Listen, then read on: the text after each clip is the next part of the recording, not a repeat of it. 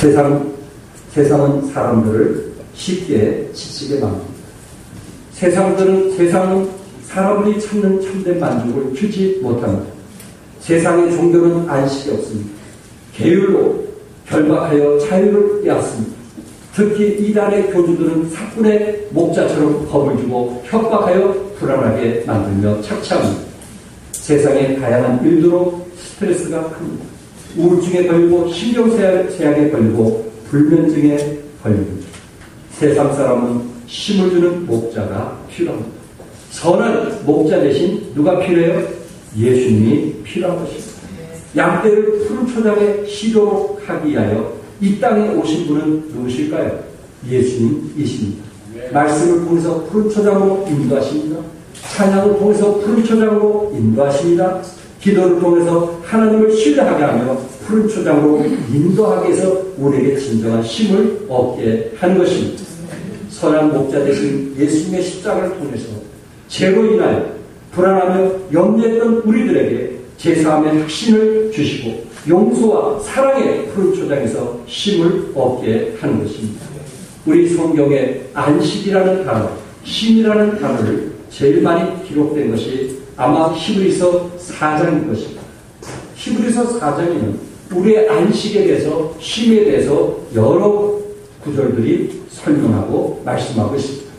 그 중에 히브리서 4장 10절 보면 다 같이 한번 읽어볼까요? 시작. 이미 그의 안식에 들어가는 자는 하나님이 자기 일을 쉬심과 같이 자기 일을 쉬느니라.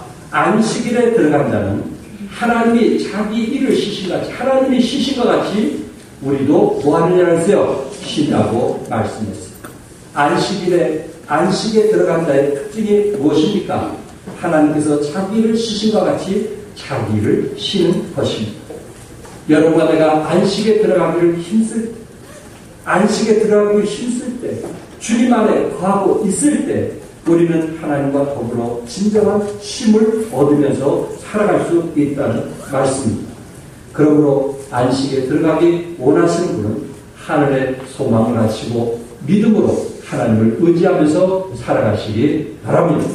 히브리서 5장 16절에 같이 한번 읽겠어요. 그러므로 우리가 긍휼하심을 받고 때를 따라 돕는 은혜를 얻기 위하여 은혜의 보좌 앞에 담대히 나아갈 것이냐. 우리가 긍휼하심을 받고 때를 따라 돕는 은혜를 얻기 위하여 때를 따라 푸른 초장으로 인도함을 받기 위하여 은혜의 보좌 앞에 담대히 뭐 할 것이냐? 나아갈 것이냐. 여러분과 내가 목자 대신 예수님을 의지하고 목자 대신 예수님께 가까이 나갈 때 우리는 푸른 초장에서 진정한 힘을 얻을 수 있다고 말씀을 했습니다. 그렇기 때문에 우리는 어제나 오늘이나 영원토록 변하지 않는 주님을 의지하시고 그 안에서 참된 쉼과 안식을 얻을 수 있기를 바랍니다. 렐프 바톤이라고 하는 미국에서 가장 성공했던 만화가입니다. 그는 엄청난 돈을 벌었습니다. 명예도 얻었고 인기도 가졌습니다. 그래서 세계 도처 각 나라에 명승지라고 하는 그곳에 별장을 지었습니다. 그리고 그곳에 이제 자기가 사랑하는 애인을 한 사람씩 모아가지고 여행할 때마다 그 애인과 함께 삶을 누리면서 인생을 보냈던 사람입니다. 그가 해갑 때, 잔치 때 친구들에게 이런 고백을 했다고 합니다. 난 60년 동안 살면서 내 마음의 피로가 하루도 풀린 적이 없었다. 내 인생은 너무도 고통스러웠다고 말하고 있습니다. 이분은 세계를 여행한 사람입니다. 그곳에 좋은 집을 지었고 그곳에 아름다운 애인들과 삶을 누렸지만은 결코 자기 인생에 대해서 고통스럽다 이렇게 말하고 있습니다. 어거스틴 같은 사람도 방탕한 생활을 했던 사람, 호색과 방탕한 생활을 하면서 주로 살았던 사람. 그러나 그가 하나님께 참 회개하고 돌아오게 되었을 때 참회록에서 이렇게 말하고 있습니다. 오 주여, 내가 당신의 품 안에서 쉴 때까지는 나에게 진정한 안식이 없었습니다. 내가 당신의 품에서야 비로소 참된 안식을 얻을 수 있었습니다. 진정으로 하나님에게 돌아올 때 참된 쉼과 안식이 있었다고 고백을 합니다. 2차 세계대전 직후 연합군은 굶주리고 집 없는 아이들을 모아 커다란 캠프 안에서 함께 살도록 했습니다. 거기서 아이들을 배불리 먹여주고 좋은 옷을 주면서 마음껏 샤워하고 살도록 했습니다. 그들은 보아요. 그들은 집을 떠난 사람이요. 그들은 내일을 걱정하는 아이들이었어요. 그가 얼마나 행복했겠어요. 좋은 옷에, 좋은 밥에, 음식에, 그리고 마음껏 누리면서 그들은 보낼 수가 있었어요. 그런데 문제는 그 아이들이 밤에 잠을 자지 못한 것입니다. 밤에 편안하게 잠을 자지 못한 것입니다. 할 수 없이 책임자는 심리학자에게 이제 묻게 되었고, 그리고 심리학자는 한 가지 방법을 제안했습니다.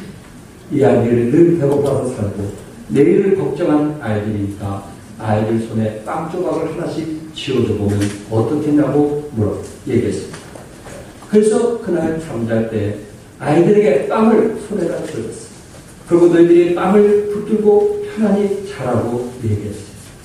그런데 대부분 아이들이 편안히 잠을 자더라는 것입니다. 왜 그런지 아세요? 내일 일을 걱정할 이유가 없기 때문에 그렇습니다. 내일 먹을 것을 저들은 걱정할 것이 없기 때문에 편히 잘 수가 있었던 것입니다. 혹시 여러분과 나는 그렇지 않나요? 내일 먹을 것을 혹시 염려하지 않나요? 그래서 혹시 평안과 쉼이 없지 않나요? 어떤 사람은 내일 먹을 것이 있는데도 잠을 못 이루는 사람이 있습니다. 왜 그러냐고 물었더니 우리 자식들이 정말 내가 없을 때 잘 살지 모르겠다고. 자식들 걱정 때문에, 자식들 먹는 걱정 때문에 또 편히 잠자리에 눕지 못하는 그런 사람들을 보게 됩니다. 성경에는 예수님께서 무엇을 먹을까, 무엇을 입을까 염려하지 말라고 했습니다. 오늘 있다가 내일 아궁이에 던지우는 들풀도 하나님 이렇게 입히시거든 하물며 너희가 본다. 아멘. 오늘날 우리의 푸른초장은 어디입니까? 여러가 나를 푸른초장으로 인도하시는 분은 무엇입니까? 갈보리 십자가 밑이 아닙니까? 예수님께서 여러가 내 대신 몸에 지키시고 피를 흘리심으로 말미암아 우리를 푸른초장에 배불리게 하신 주님 아니십니까? 생명이 되시는 예수, 말씀이 되시는 예수, 소망이 되시는 예수님이 증거되는 예배를 사모하시기 바랍니다. 그 속에 풍성한 축복이 함께하기 때문에 그렇습니다. 예수님은 양을 위하여 생명을 아끼지 않으실 뿐만 아니라 말씀의 꼴을 통해 우리의 생명을 풍성하게 하시기 위해서 이 땅에 오셨다고 말씀을 했습니다. 두 번째는 10만원 물가에 쉼이 있습니다. 그가 나를 푸른 초장으로 인도하시고 10만원 물가로 인도하시는구나. 여기에 10만원이라고 하는 그 단어를 어떤 분이 정의를 했는데 뭐라고 했냐면 이것이 실제적인 히브리 말로 이런 뜻이 있다고 이야기를 했습니다. 그 뜻은 뭐냐면 단순히 아무것도 일을 안 하는 단전의 상태가 아닌 존재 전체가 생명과 기쁨으로 가득 찬 충만의 상태다. 쉼이라고 하는 것은 생명과 기쁨으로 가득 찬 충만의 상태가 원래 히브리 언어의 의미라고 이야기를 했습니다. 그래서 그는 이렇게 설명합니다. 오늘의 현대 문화에는 우리의 안식의 갈망을 채울 수 있다고 손짓하는 매춘부적인 선전들이 허다하지만 하나님의 임재를 경험하는 거룩한 시간이 아니면 인간의 공허함은 그 무엇으로도 결코 채워지지 않는다. 우리가 신부를 살아가는데 초점을 맞출 때 다른 것은 하나도 중요하지 않다. 우리가 예배와 묵상을 통해 안식일의 여왕과 사랑에 빠지고 우주의 왕이신 그분을 살아간다는 더 깊은 사랑 속에 들어갈 때 우리의 안식은 그만큼 견고하고 충만하다고 말하고 있습니다. 성도 여러분, 우리는 주님 사랑에 깊이 빠질 수 있기를 바랍니다. 하나님 은혜에 깊이 잠길 수 있기를 바랍니다. 그때 우리는 진정한 내적인 힘을 얻게 되고 그리고 쉴만한 물가에서 진정한 쉼을 얻게 되는 것입니다. 여러분들이 알다시피 중동 지방은 광야와 사막으로 이루어졌습니다. 그래서 목동들이 푸른 초장으로 인도하기 위해서는 때로 10리, 20리, 30리를 가야만 됩니다. 또한 그곳에서 풀이 얼마 없기 때문에 풀을 먹이게 하고 또 다른 곳으로 더 나은 좋은 풀이 있는 곳으로 이동하게 합니다. 여러분, 이런 일들이 정말 목동 생활하는 사람은 흔히 알 수 있는 겁니다. 또한 여기에 양들을 실만한 물가, 잔잔한 물가로 인도를 해야지 급류하는 물에 인도를 하면 이 양의 털이 젖어가지고 일어나지를 못합니다. 그 무게에 의해서 양이 일어나지를 못합니다. 결국 물에 빠져 죽게 되는 것입니다. 목자는 이 사실을 너무나 잘 알기 때문에 때로 10리, 20리를 가는 한이 있더라 할지라도 양들에게 필요한 푸른 잔디와 또한 잔잔한 물가로 인도하게 되는 것입니다. 이탈리아에서 만든 인생은 아름다워라고 하는 영화가 있습니다. 독일의 나치군이 유대인들을 무참히 학살하던 2차 대전 말 이탈리아의 한 포로 수용소에 대한 이야기입니다. 독일 군들은 이탈리아 사람들을 잡아서 포로 수용소에 잡아두고 그리고 노동을 시키고 그리고 저들을 가스실에 잡아다가 죽이는 그런 일들을 했습니다. 여기에 한 남편은 자기 아내가 어디서 죽었는지조차도 모르는 것입니다. 슬픔과 낙담에 빠져 있어요. 그러나 그 남편은 살아야만 되는 이유가 있었다면 그것은 자기 곁에 늘 아들이 함께하고 있기 때문에 그렇습니다. 그런데 수용소에 있다 보면 이 사람들을 때로 그들이 부르는 대로 때로는 어느 날 50명, 어느 날 100명 부르는 대로 가스실에 가서 죽고 나온 것입니다. 아버지는 이것을 너무나 사랑했어요. 내가 죽더라도 누구를 살리고 싶었을까요?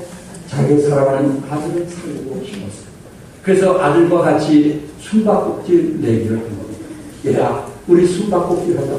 그래서 아들과 숨바꼭질 해요. 처음에는 아들이 어두운 데 있고 싶지를 않아요. 그것도 1시간, 2시간, 그것도 아니고 6시간, 7시간 그 이상 있는 것조차가 아이에게는 너무 감당하기가 어려웠습니다.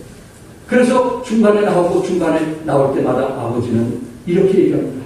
얘야, 만약에 네가 숨바꼭질에 이길 수만 있다면 너는 탱크를 타게 될 거야. 숨바꼭질에 이겼다는 그것으로 상을 주는데 탱크 타는 기회를 줄 거야. 너 탱크 탈 거야, 안 탈 거야? 그럼 그 어린아이가 순수한 마음으로 탱크 탈 거예요. 그럼 빨리 숨어. 그렇대요. 아침에 이제 일어나서 나가서 일을 하고 그리고 저녁에 돌아올 때까지 아이와 이 술래잡기를 하면은 아이는 그때부터 저녁까지 혼자서 그 어두컴컴한 곳에 가서 숨어 있는 것입니다. 왜? 독일군에게 이 아이가 발견되면은 언제 가스실에 들어가서 죽을 줄 모르기 때문에 살릴 수 있는 방법은 그뿐이 없었습니다. 아버지는 아들을 살리기 위한 것이고 아들은 아마 그 어두운 곳에 혼자 있을 때 때로 정말 슬퍼했고 괴로워했고 아파했을 것입니다. 왜 내가 이런 일을 해야 된다? 왜 내가 이런 일을 해야 된다? 그러나 늘 아버지가 얘기한 것처럼 뭘 타고 싶어서 탱크를 타고 싶은 그 희망이 있었기 때문에 그는 어두운 곳에 숨어 있어야만 되었던 것입니다. 어느 날 아버지가 가스실에 죽게 되었습니다. 그 사실을 모르고 아들은 그곳에서 이틀 이상을 기다리고 있었던 것입니다. 중간중간에 아버지가 밥을 갖다 주던 아버지가 이틀 이상 밥을 갖다 주지 않습니다. 그래도 그거를 참고 기다려야 됩니다. 왜? 탱크를 타고 싶어서. 그런데 이틀 후에 여러분들이 이탈리아로 들어와가지고 그 막사에 들어와서 그 막사 안에 있는 사람들을 찾기 시작하는데 한 애가 숨어가지고 거기에 잠드는 아이를 보고 그 아이를 깨우고 밥을 주고 씻어주고 이제 입혀주면서 탱크를 태워가지고 나가는데 그 아이가 하는 말이 우리 아빠가 내가 약속한 것을 지켜줬다고 기뻐하는 겁니다. 결국 이분이 한 얘기는 그 영화에서 이런 얘기입니다.